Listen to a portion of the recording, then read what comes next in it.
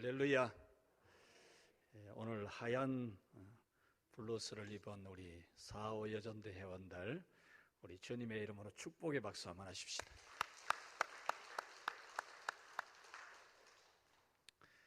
한번 같이 합시다. 나는 위대해야 한다. 여러분들은 위대해야 됩니다. 여러분은 진짜 소중한 사람이고 행복해야만 되는 사람인데, 소중하기 위해서, 행복하기 위해서 여러분은 위대하게 살아야 됩니다. 위대하게 살아야 여러분이 소중한 사람이 되고 행복한 사람이 됩니다. 우리 4.5 여전도의 여러분들은 현재의 우리 교회의 주역들입니다. 한 사람도 그 주역에서 빠질 수 없을 만큼 참 귀한 믿음을 가지고 살아가는 여러분들인데, 하나님의 큰 은혜를 받고 여러분이 행복한 사람, 소중한 사람, 그러기 위해서 위대하게 사는 그런 꿈을 가지고 오늘 말씀을 받게 되기를 축원합니다. 먼저 여러분들 간에 서로 사랑하도록 애를 쓰십시오. 사랑하도록. 사랑은 저절로 생겨지지 않습니다. 아름다운 꽃이 피기까지는 많은 세월도 필요하고 돌봄이 필요합니다.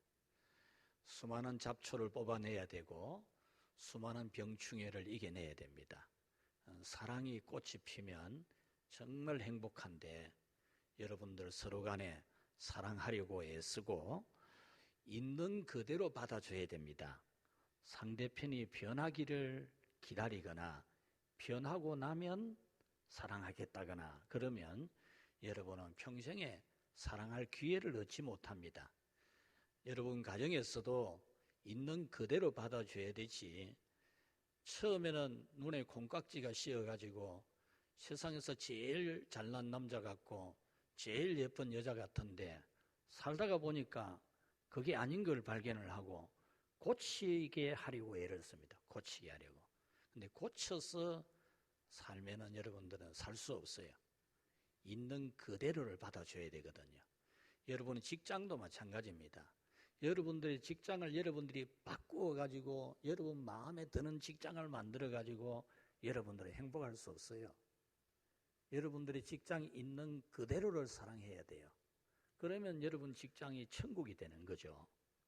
여러분들이 우리 각 회원들 간에도 있는 그대로, 그 사람 그 모습 그대로, 혹 그 사람에게 참 아쉬운 점이 있으면 사정이 있겠지. 사정이 있겠지. 말 못할 사정이 있겠지. 말을 하면 내가 알겠지만 말을 안 하는 거 보니까 말 못할 사정이 있겠지. 이것을 여러분들이 알고 인정해주고 기다려주는 거죠. 기다려줘야 돼요. 기다려주면 회복되거든요. 조금만 기다려주면 되는데 그것을 못 기다려주고 판단하고 분별해서 관계를 좋게 하지 못하는 경우가 많아요. 있는 그대로 여러분들이 받아주고, 또 둘 플러스 셋, 다섯이 돼요. 네. 여러분 한 사람과의 관계하면 둘이 돼요. 둘이. 거기 한 사람 더 하면 셋이 된다니까요. 둘 플러스 셋 하면 다섯이 된다니까요. 여러분들이 이 사랑의 법칙 너무 쉬워요. 어려운 게 절대 아닙니다. 있는 그대로 받아주고 기다려주고, 여러분들이 서로 좋은 관계를 맺으려고 애쓰고, 다가오는 사람이 있으면 그냥 마음을 열어주고 있는 그대로 받아주고 사랑하고 좋은 관계를 맺어가면 여러분의 행복이 아주 살이 쪄요. 살이 찐다니까요. 뼈대도 강해지고, 사랑의 뼈대가 강해야 되거든요. 툭 치면 부러지는 게 아니고 아무리 쳐도 안 부러지는 뼈대, 그런 사랑이 여러분에게 있기 위해서 노력해야 됩니다. 그냥 안 됩니다. 그냥. 아까 우리 권사님 기도 중에 막 모든 게 다 들어있는데, 그런 기도문 카톡 단톡방에 올려서 같이 나누어도 좋아요. 나는 여러분들이 아주 젊은 층이라 생각했는데 나이가 들어가면서 뭐 기도할 것이 많은 그런 내용까지 들으면서 나이가 들어가는 때가 온 것 같다, 그런 공감을 합니다. 여러분들이 있는 그대로 받아주고 이해하고 사랑하려고 애쓰면 여러분의 행복이 살찌게 됩니다. 오늘 성경에 드보라가 나옵니다. 드보라. 여러분들의 기관 이름이 드보라죠. 이 드보라라는 이름을 가진 사람이 성경에 2명 나와요. 2명. 2명 나오는데 한 사람은 사사입니다. 여자인데 사사예요. 전쟁을 하는 사사는 아니지만은 사람을 세워서 전쟁에 이기게 하는 그런 여자 지도자, 아주 탁월한 여성 드보라가 있어요. 그런데 오늘 성경에 나오는 드보라는 유모입니다. 유모. 여성이고 이름의 뜻은 꿀벌입니다. 드보라라고 하는 이 말의 뜻은 꿀벌이라는 뜻이고 그 신부는 유모입니다. 유모. 아이고 그 유모 그거 여러분 이렇게 생각하기 쉽죠? 아기를 돌보고 젖을 먹이고 옷을 갈아입히고 또 목욕을 시켜주고 또 필요한 옷을 챙겨주고 가방을 챙겨주고 자라날 때까지 돌봐주는 유모. 더 나아가서 한 여성의 몸종입니다. 리브가의 몸종으로서 주인을 섬기는 어쩌면 참 보잘것없는 여성입니다. 성경에서 여성은 그렇게 특별하게 중요한 모습으로 잘 안 나옵니다. 왜냐하면 남자의 협력자로 등장하기 때문에 남자가 부각되고 여자가 안 드러날 뿐이에요. 근데 실제는 여자가 아주 중요하죠. 오늘 또 이 성경에 나오게 되겠지만 아브라함, 이삭, 야곱에게 굉장히 중요한 인물들이 여성입니다. 여성. 아브라함에게 사라가 얼마나 중요합니까? 사라가 없으면 이삭이 안 태어나요. 언약 가문의 이 전통 족보에 보면은 왜 이 데라가 있어야 되고 아브라함이 있어야 되고 이삭이 있어야 되고 야곱이 있어야 되느냐? 그 후손을 위해서. 구약교의 언약 가문의 후손을 위해서 반드시 그 부인들이 있어야 돼요. 그래서 그렇게 해야 나중에 예수 그리스도가 이 세상에 오는 거예요. 이 놀라운 비밀에서 여성이 굉장히 중요해요. 그런데 남자가 항상 중심에 서니까 여자가 보이지 않는 역할을 하니까 잘 안 드러나죠. 잘 안 드러나는데 이 드보라는 여성입니다. 성경에 단 2절로만 나와요. 2곳에 나오는데 1절씩만 나와요. 길게도 안 나와요. 오늘도 한번 볼까요? 굉장히 큰 사건 끝에 하나 붙어 있습니다. 드보라의 사건이. 이 야곱의 일가가 지금 바단 아람에서 베델로 돌아오는 과정, 세겜에 머물다가 하나님의 징계가 있어서 참 평생에 씻을 수 없는 아픔, 그 눈물이 있는 과정, 거기서 결단을 하고 그 모든 과거를 청산하는 그런 작업을 해결을 하고 베델로 올라가는 과정이거든요. 굉장히 큰 사건 아닙니까? 여기에 겨우 끄트머리에 지금 이 드보라가 하나 탁 붙어지는 드보라가. 그냥 야곱의 베델 행에 그냥 한 구절 떡 붙여지는 게 드보라입니다. 또 한 곳에 창세기 24장에 보면은 드보라는 이름이 안 나와요. 이름이 유모라고만 나와요. 유모. 그러니까 성경에 딱 2곳 나오는데 1절씩만 나와요. 1절씩만. 다 해봐야 2절이에요. 2절이고 24장에서는 이름이 안 나와요. 그냥 유모. 그런데 오늘 본문에서는 이름 한 번 딱 나와요. 한 번. 자, 여러분, 이렇게 여성이죠. 유모죠. 이름도 겨우 한 번 나와요. 다른 사람의 이야기에 그냥 하나 더 붙여지는 사람이에요. 그런데 왜 오늘 이 성경이 이렇게 중요하게 기록할까? 이 창세기를 기록한 모세만이 아니라 모세로 하여금 이것을 기록하게 하신 영광스러우신 삼위의 하나님이, 하늘의 하나님이신 여호와께서 왜 이 여자 유모 그냥 이름도 없이 넘어갈 뻔했잖아요. 빼도 별 상관이 없어 보여요. 유모 드보라 이름 뺀다 해서 성경에 큰 문제 생기겠습니까? 그런데 왜 하나님이, 그 위대하신 하나님이 영원히 없어지지 않는 성경에 이 유모 드보라를 기록하게 했을까? 오늘은 그 부분을 한번 보자 이겁니다. 특히 이 유모 드보라에 대해서 기록을 하면서 다른 내용이 별로 없어요. 다른 내용이 별로 없는데 이 드보라의 죽음, 이 드보라의 장례, 이 드보라의 마지막 길에 대해서 성경이 기록한다는 겁니다. 다른 거 기록할 것 많이 있을 수 있잖아요. 그는 딱 한 가지입니다. 죽어서 장사 지내는 이 마지막 길을 오늘 이 성경에 기록합니다. 무덤 장소를 어디라고 합니까? 베델 아래에 있는 상수리 나무 밑에, 그렇게 말합니다. 여러분, 성경에 많은 사람이, 위대한 인물들이 죽는데 어디에 장례했다 별이 있습니까? 없어요. 그런데 이 드보라, 보잘것없는 유모, 그냥 옆풀떼기에 붙어있는 유모 드보라, 그가 어디에서 죽었고 어디에 장사되었다. 왜 하나님이 이것을 기록하게 할까요? 베델은 또 뭡니까? 베델은 하나님이 구약교회의 언약 가문의 적통을 이어갈 야곱에게 하나님이 나타났던 곳입니다. 그리고 하나님이 야곱으로 하여금 서운하게 하고 반드시 그곳에 돌아와서 제단을 쌓고 하나님 앞에 예배하는 예배의 본거지가 되게 하는 것이 베델입니다. 그 뜻은 하나님의 집입니다. 하나님의 집 아래에 있는 상수리 나무 밑에, 와, 어떻게 이런 영광이 있습니까? 상수리 나무는 뭡니까? 항상 푸른 나무입니다. 잎이 누렇게 떨어지지 않는 나무입니다. 언제나 푸르름이 있어서 그 나무를 보면 알 수 있는 나무, 늘 푸른 나무 아래에 이 드보라를 장례하는 겁니다. 왜 성경은 이것을 기록했으며 영원하신 영광의 하나님이 왜 이것을 기록하게 했을까? 정말 이 하나만 해도 우리는 가슴이 벅차고 이 드보라가 얼마나 위대한 인물인지를 우리는 직감하게 됩니다. 그냥 유모가 아니고 얼마나 위대한 인물이란지를 알 수 있어요.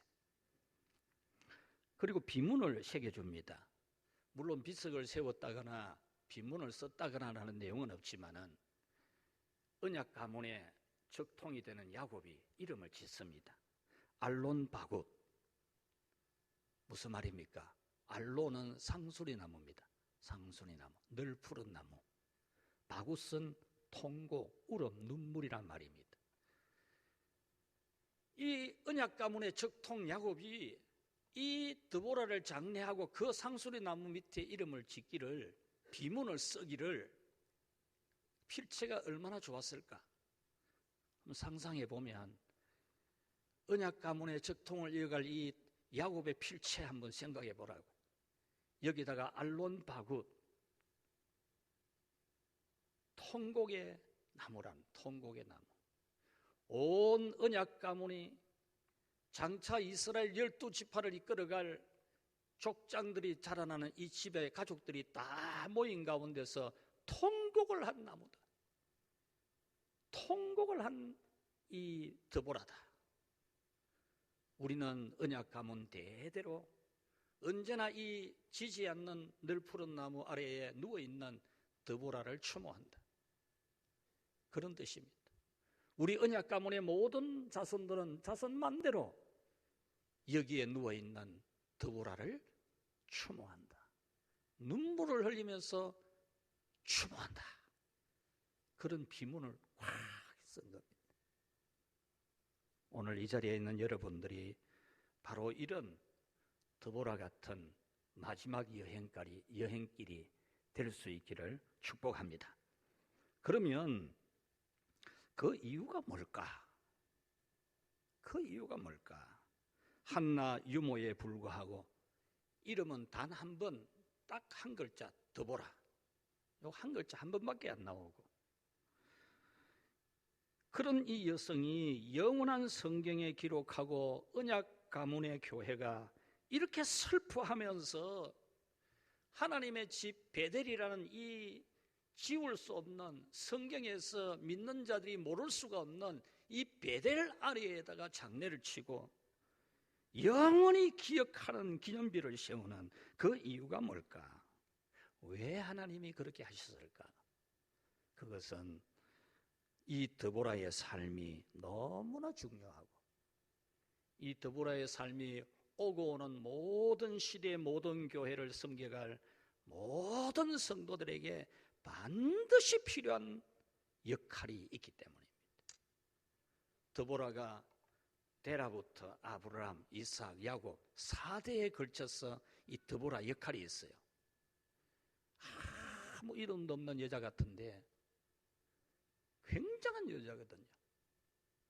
이것은 오고 오는 모든 시대의 주 예수 그리스도의 교회 성도들이 본받아야 되는 매우 중요한 것을 우리에게 보여주기 때문에 하늘의 하나님 여호와가 이 영원한 성경의 기록에서 오늘도 우리로 하여금 그 뜻을 알게 하시는 줄로 믿습니다. 성경에서 드보라에 대한 기록은 4가지 여행으로 정리할 수 있습니다. 사람의 일생, 여행의 일생이다 이거죠. 어제 잠시 저녁 먹다가 보니까 TV에 인생은 여행이다 이러면서 여행하듯이 살아가는 그런 분들이 나오는 것을 보았는데, 이 드보라의 일생도 4번의 여행으로 정리하면 딱 정리가 됩니다. 첫 번째, 드보라가 처음으로 가는 여행은 800km입니다. 굉장히 먼 거리입니다. 요즘 같은 비행기 타야 됩니다. 굉장히 먼 거리를 여행을 갑니다. 가나안 땅, 그곳에서도 최남단 부엘세바 아래에 있는 네게브 사막, 광야에 여행을 갑니다. 저 먼 곳 바단 아람에서 비행기가 아니고 걸어서, 주인은 나귀를 탔을 수 있겠지만 이 드보라는 걸어서 800km의 여행을 갑니다. 그때 이 드보라의 나이는 40세 정도로 봅니다. 그 여행은 우리가 생각하는 그런 여행이 아닙니다.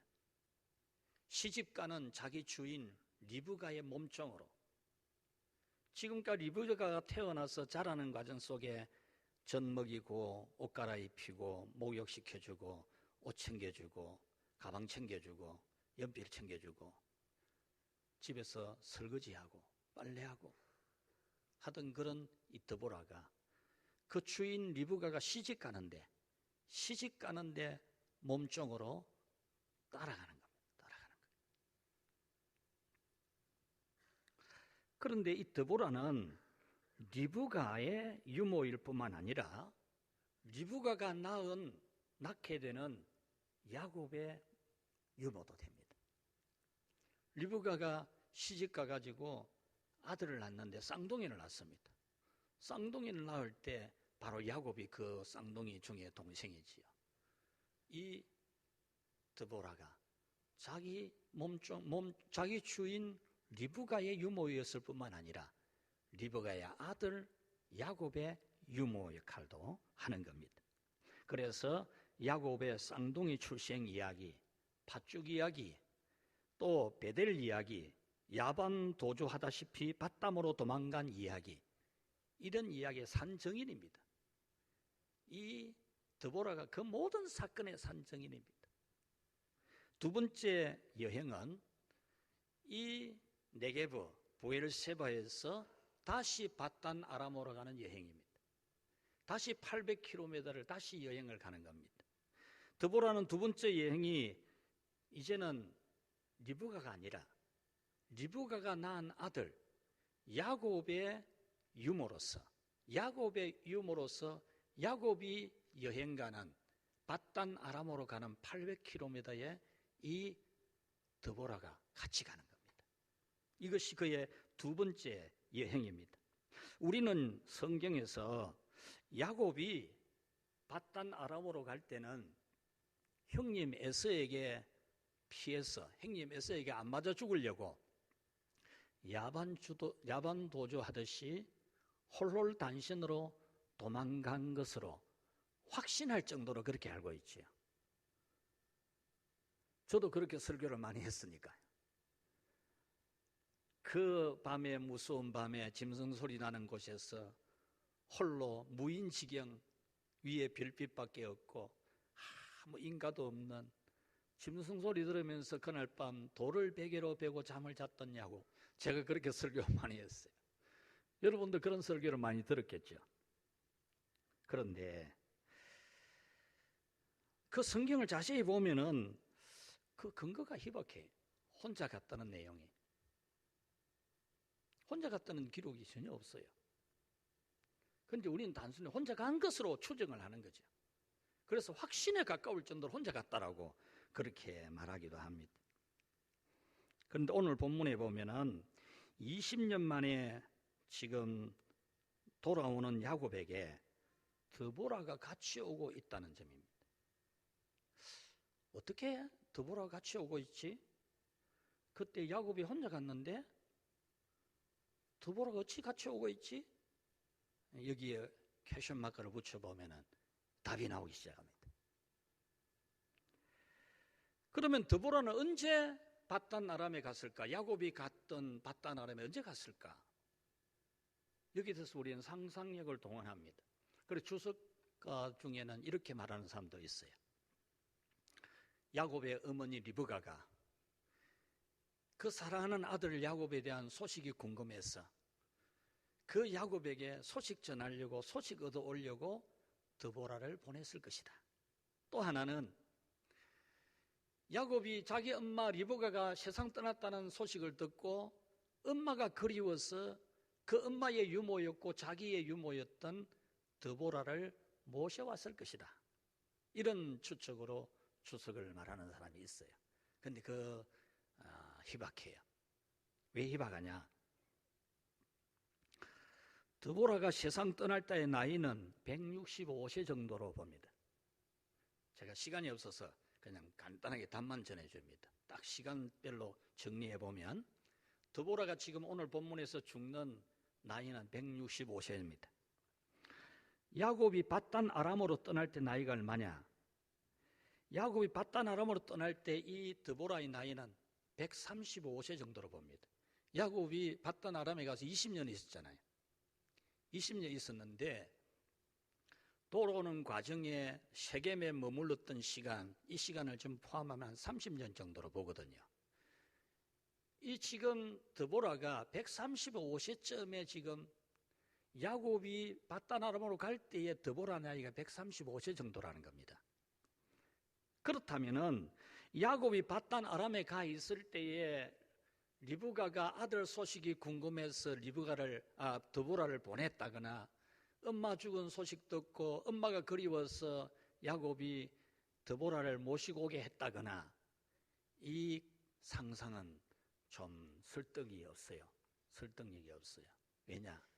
나이가 지금 135세부터 165세 사이 약 30년이라는 간이 있는데 빨라 또 손치더라도 140세 정도 될 거 아닙니까?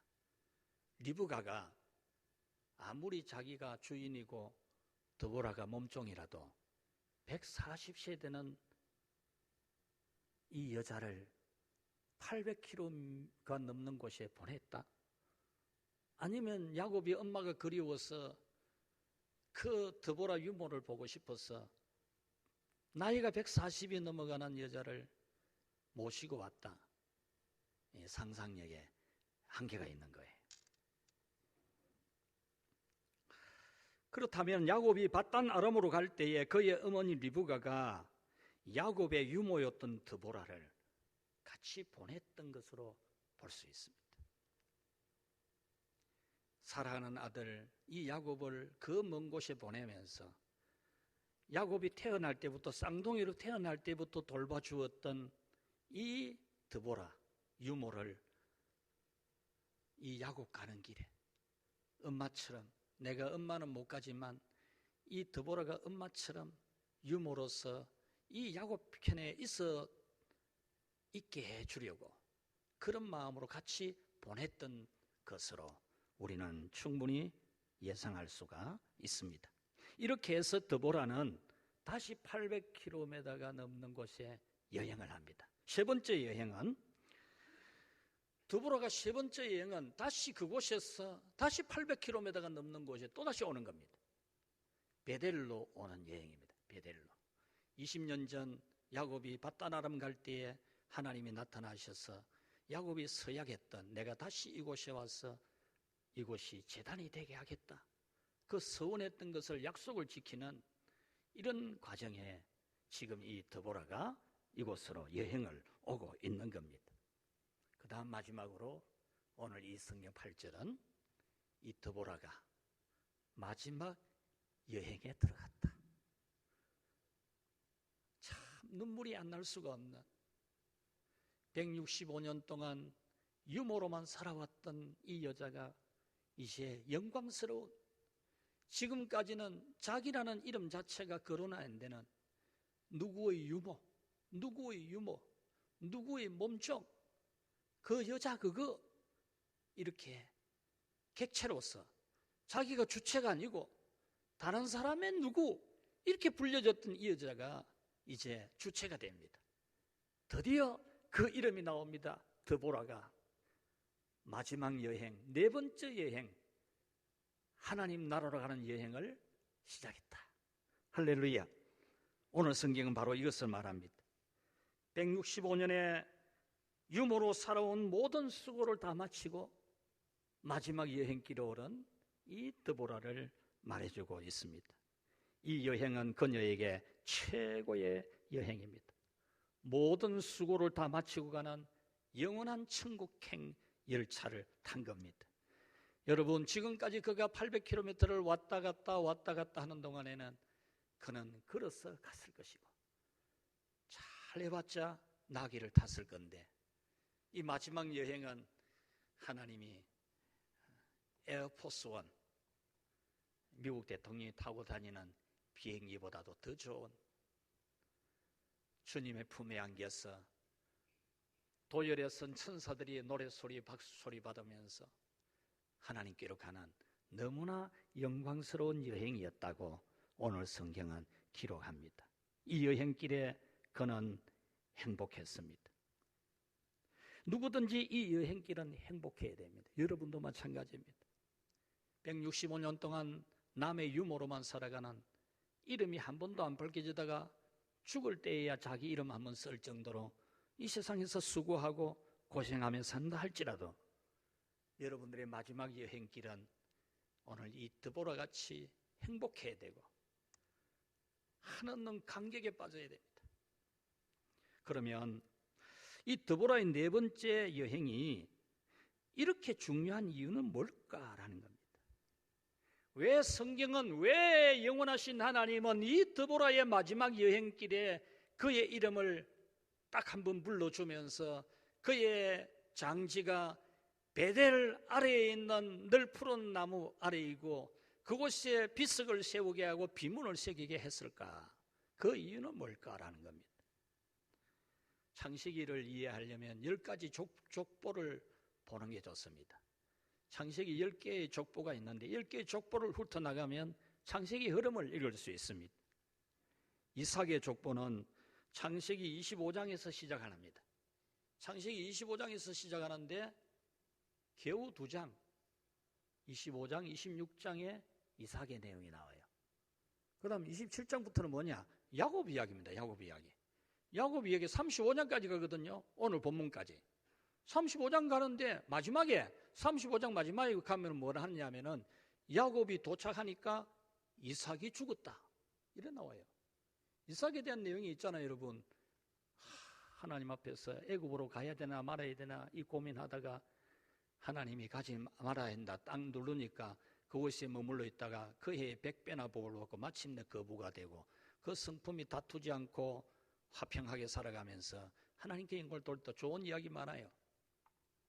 그런데 이 이삭의 기록이 몇 장 안 돼요. 25장, 26장. 이삭이 족본데도 35장까지 가는데도 이삭의 내용은 별 게 없어요. 27장부터는 야곱 이야기라니, 야곱 이야기. 야곱 이야기 쭉 하다가 35장에서 이삭이 죽다.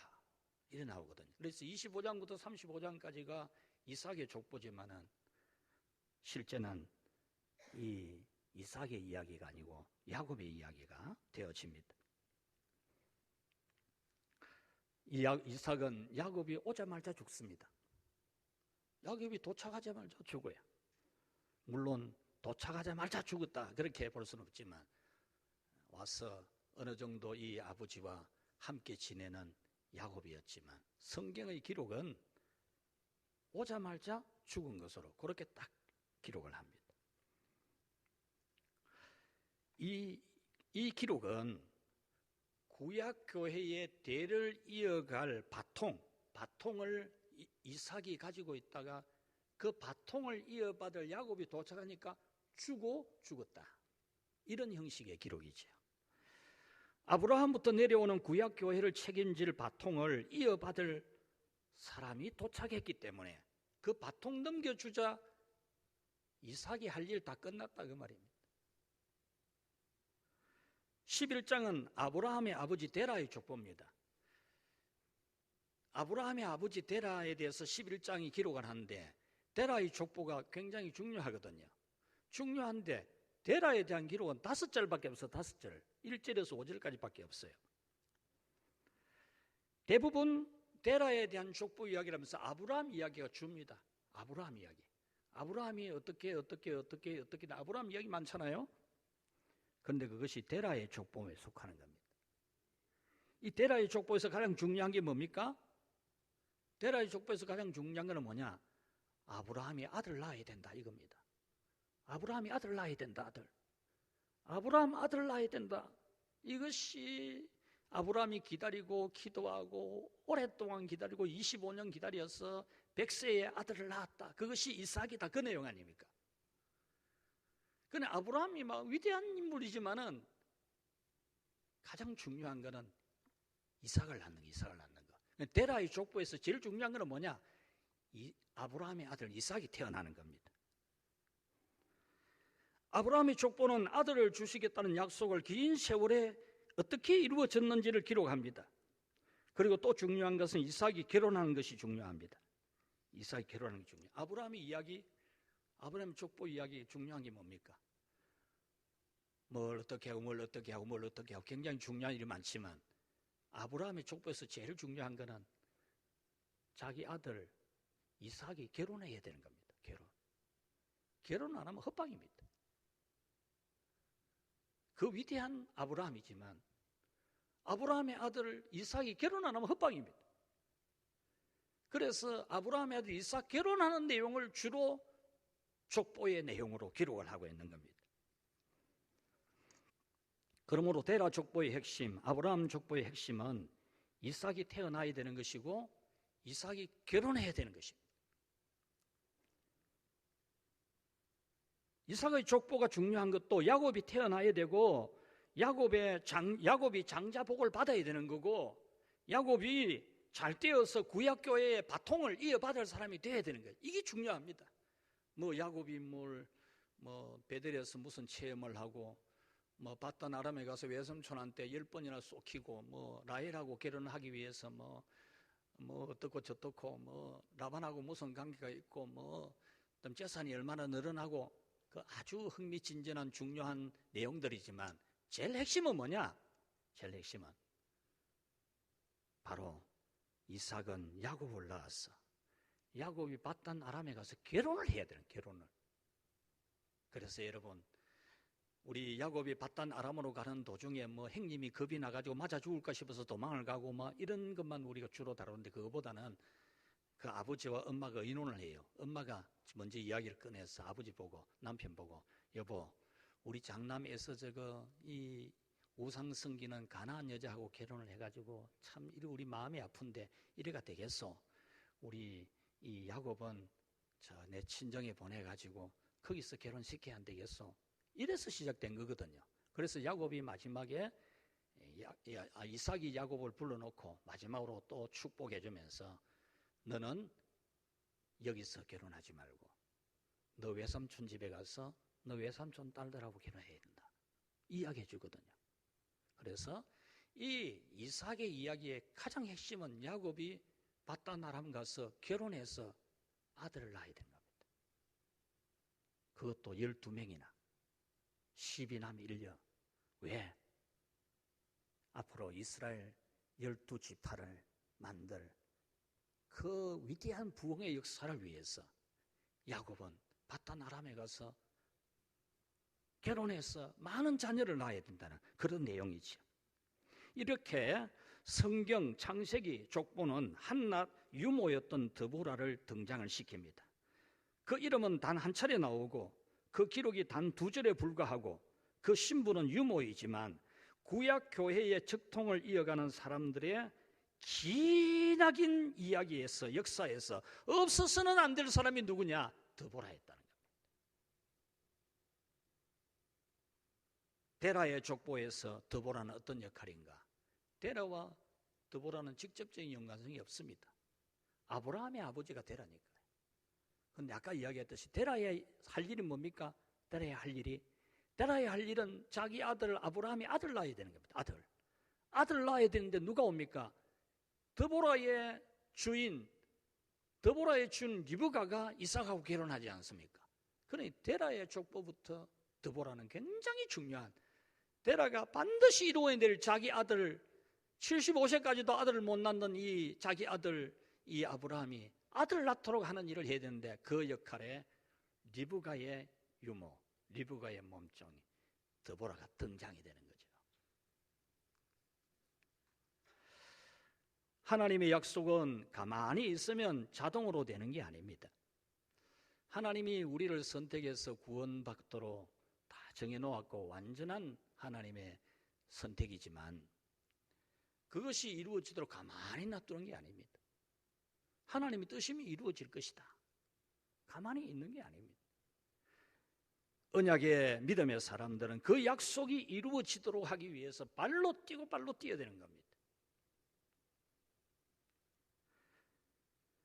그래서 야곱은 바단 아람에 가야 했고 결혼해야 했고 자녀를 12명이나 낳아야 했던 겁니다. 그리고 교회로 돌아와야 했기에 죽을 수도 있는 복수가 기다리고 있습니다. 형님 에서가 400명 군사를 거느리고 죽이려고 하는데 칼을 갈고 오고 있는데도 야곱은 통과해야 됩니다. 뚫고 나가야 됩니다. 돌아가야 됩니다. 왜? 구약 교회의 바통을 이어받아야 되기 때문에. 칼의 복수가 기다리고 있지만 그는 반드시 뚫고 나가야 되고, 그는 뭐 하나님 뜻이면 이루어지겠지 하고 뭐 그냥 바단 아람에 눌러서 한 게 아니고 그 적통의 바통을 받기 위해서 그는 그 복수의 칼날을 뚫고 나갑니다. 그래서 그는 야복강에서 철야기도를 통해서 하나님과의 씨름을 통해서 그는 그 문제를 해결해내죠. 이와 같이 교회나 그리스도인들은 하나님 뜻이면 뭐 되겠지 이런 신앙이 아니고 발로 뛰고 기도로 싸우고 믿음으로 헤쳐나가는 이런 발부덩치는 실천이 필요한 적극적인 신앙입니다. 그래서 우리는 전도도 해야 되는 거죠. 가만히 놔두면 하나님 뜻이면 되겠지 이런 게 아니고, 이런 현장에 드보라가 꼭 필요했기에 하나님은 이 드보라를 유모로 살게 했던 겁니다. 드보라는 데라의 족보와 아브라함의 족보와 이삭의 족보를 연결하는 매우 중요한 일을 했습니다. 구약 교회의 바통을 이어받을 주자들의 위기 문제에 뛰어들어서 그것이 해결되도록 돕는, 위기 때마다 이 드보라의 기록은 없지만 이 800km를 떠나가는 야곱을 따라가는 나이 135세, 참 주인한테 리브가 주인님, 이제 나도 내 나이가 이제 135세인데 나 주인님 옆에 있다가 그냥 죽게 해주세요. 이 나이에 내가 또 우리 야곱님을 따라가야 되겠습니까? 얼마든지 그럴 수 있잖아요. 135세니까. 그래 했다면 리브가가 아이고 그렇지, 네 나이가 벌써 135세인데 이러면서 얼마든지 들어줬을 수도 있습니다. 그러나 이 언약 가문에 대한 하나님의 계획 가운데 유모가 꼭 필요했기 때문에 야곱이 바단아람으로 가는 것이나 다시 베들레로 돌아오는 길에는 이 신앙의 조언을 해주고 옛날 그 아버지 엄마가 보았던 신앙, 옛날에 하나님 만났던 체험을 옆에서 중간중간 이야기해 줘야 될 이 유모 드보라가 필요했기 때문에 하나님은 이 야곱에게 붙여서 가게 한 겁니다. 이 직분은 사람들의 관심을 받지 못하는 유모이지만 그 사명의 무게는 결코 가볍지 않습니다. 이제 마지막으로 한 가지 더 중요한 내용을 살펴보고 마치고자 합니다. 여러분, 드보라가 야곱을 도왔습니까? 야곱이 드보라를 도왔습니까? 어떻습니까? 유모라는 직무에서 보면 분명히 드보라가 야곱을 돕습니다. 그런데 한번 생각해 보십시오. 아까 말씀드렸듯이 드보라가 죽을 때 나이가 165세입니다. 그리고 기력이 진해서 베델에 도착하기 전에 죽습니다.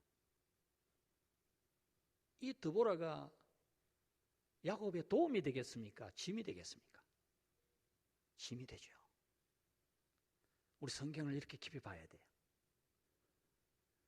정말 기력이 진해서 참 이 야곱이 세겜에 머물 때에 주인에게 무슨 말은 못하고 유모로서 기도해 주면서 그래도 베델로 가야 됩니다.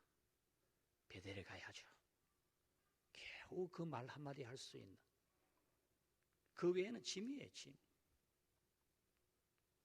우리는 단순히 유모라고 하니까 야곱을 돌봐준 사람으로만 보기가 쉬운데 우리가 눈을 떠서 보면은 야곱이 오히려 이 드보라를 돌보고 섬기고 사랑해주고 이끌어준 거예요. 보호해준 겁니다.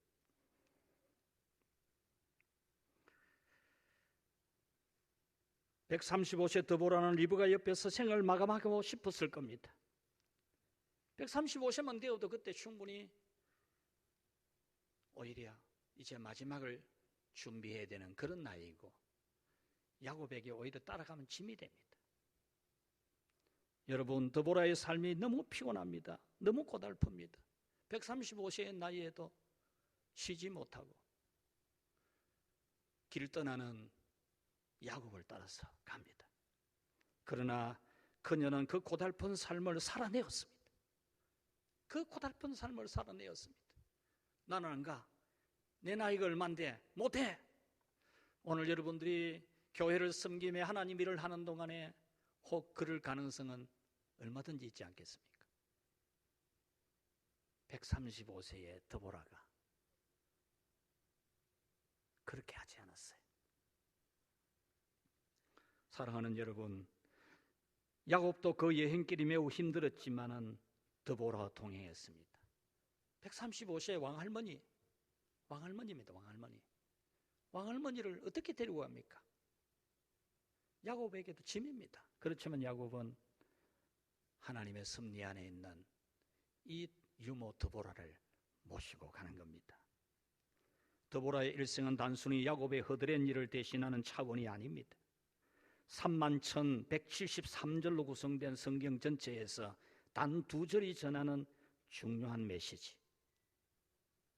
나이가 이미 많아서 육신적으로는 야곱의 짐이 되지만 영적으로는 하나님 집으로 돌아가야 한다는 메시지를 주는 유일한 사람이 드보라입니다. 이런 그녀의 마지막 여행은 초라하지 않았습니다. 천군 천사들이 양쪽에 도열하고 천국의 찬양대가 천사의 목소리로 찬양하고 저 높은 시상대에 서게 했습니다. 그녀가 죽자 베들 아래 곧 교회 아래에 있는 상수리나무 밑에 장사하고 그 나무의 이름을 알론바굿이라, 통곡의 상수리나무라는 비문을 새겨 주었습니다. 야곱 가문의 모든 사람들이 드보라의 죽음을 통곡하고 그로부터 수천 년이 지난 지금 오늘 우리까지도 그녀의 유모의 삶을 표대로 삼고 있습니다. 말씀을 맺겠습니다. 오늘 이 자리에 있는 우리 늘푸른 교회 성도 여러분, 사랑하는 우리 러브가 또 드보라 회원 여러분, 저는 여러분의 삶이 희망차기를 바랍니다. 승승장구하고 언제나 감동적이고 비전적이기를 바랍니다. 그러나 여러분이 한 가지 반드시 기억해야 될 것이 있습니다. 그것은 여러분들이 마지막 여행길이 중요하다는 것. 마지막 여행길이 초라하지 않아야 된다는 것.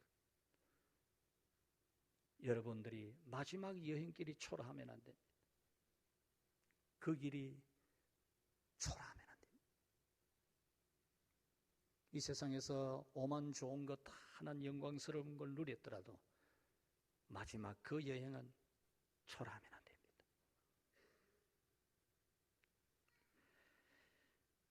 우리는 부모가 아닙니다. 오늘 성경 말씀 우리 영적으로 보면은 우리는 부모가 아닙니다. 교회에서 여러분 유모라는 겁니다. 교회에서의 아버지는 하나님 아버지 한 분뿐이고 교회에서의 어머니는 교회가 어머니입니다. 교회가 어머니. 모든 성도들의 아버지는 하나님이고 모든 성도들의 어머니는 교회입니다. 그러면 우리는 뭐냐? 유모라는 겁니다. 유모. 주님의 교회의 바통을 이어갈 사람들을 이어주는 그 모든 교회 역사의 산증인으로 살면서 교회의 바통을 이어받을 사람들을 길러내어주는 유모가 우리의 참 현재의 모습이라는 겁니다. 야곱의 이야기, 숱한 이야기의 산증인, 눈으로 직접 보고 귀로 직접 들은 이 드보라 같이 주님의 교회의 모든 울고 웃고 무섭고 불안하고 희열이 넘치는 놀라운 신비한 그 정말 엄청난 사건들, 놀라운 축복들을 직접 눈으로 보면서 체험하면서 다 산증인으로 살아갔던 이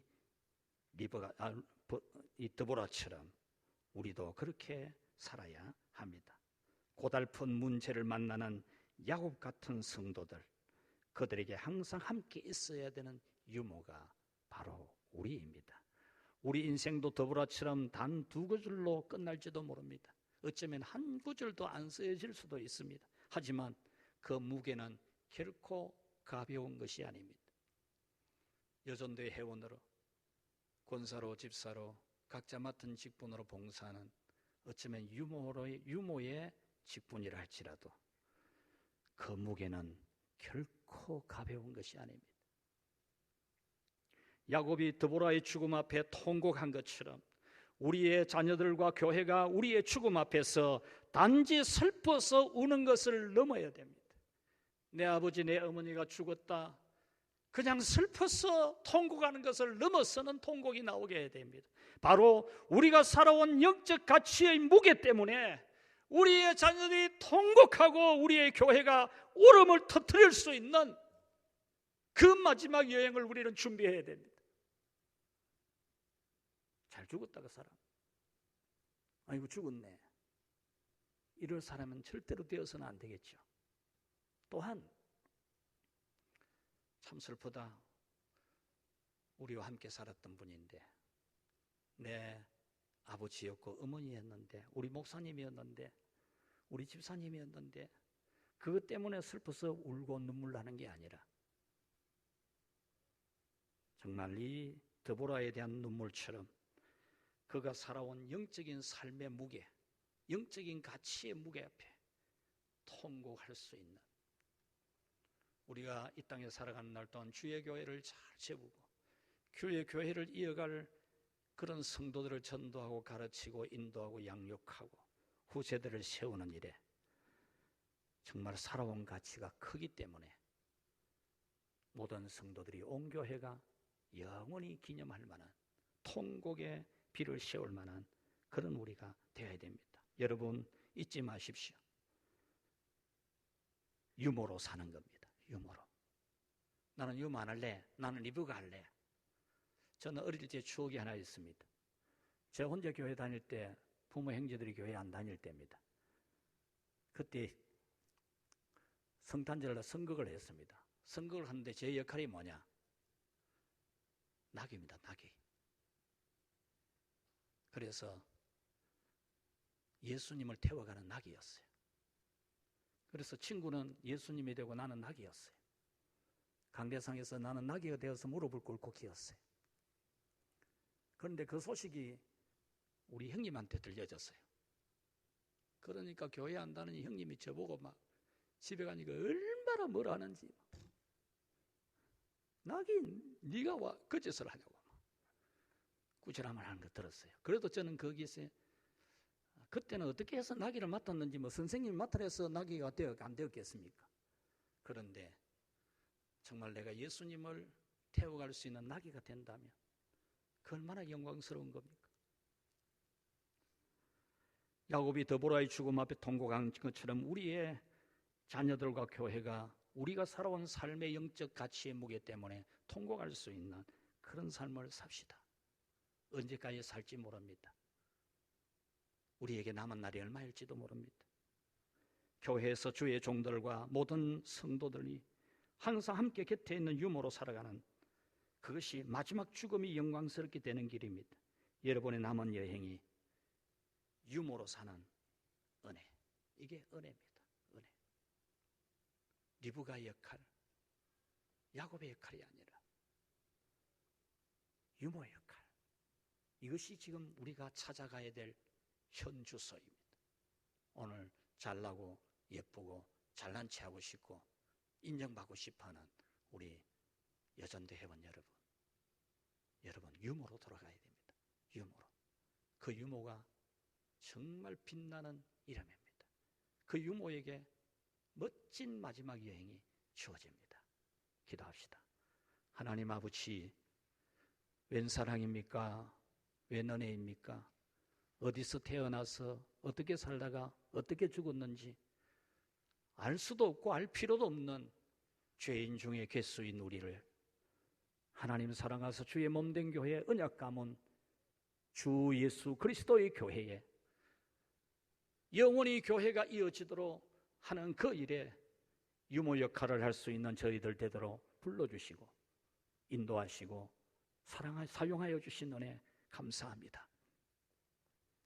그 유모의 역할이 싫다고, 그것은 싫다고, 그것은 하기 싫다고, 안 하고 싶다고, 안 한다고 하는 그런 우리의 모습들이 있었사오면 주님 참 우리에게 회개의 마음이 있게 하시옵고 이제부터는 정말 왜 나를 있게 하는지, 주님의 교회에서 아버지는 누구며 어머니는 누구며 나는 누구인지를 알고 참으로 이 땅 위에 주의 교회가 남보기에는 초라하고 구약 아브라함 교회, 그 집안 교회, 부족 교회일 뿐이지만 믿는 사람 다 해봐야 몇 명 안 되는 그들이었지만 그것이 온 세상의 유일한 교회였듯이 이 땅의 교회가 너무나 중요한 줄 알고 주 예수께서 피로 값주고 사신 교회인 줄 알고 하나님이 자기 아들 피값, 친아들 피값으로 사신 교회인 줄 알고 내가 이 땅에서 좋은 것을 먹고 좋은 것을 하고 살아가는 그것으로 자존감을 찾는 것이 아니라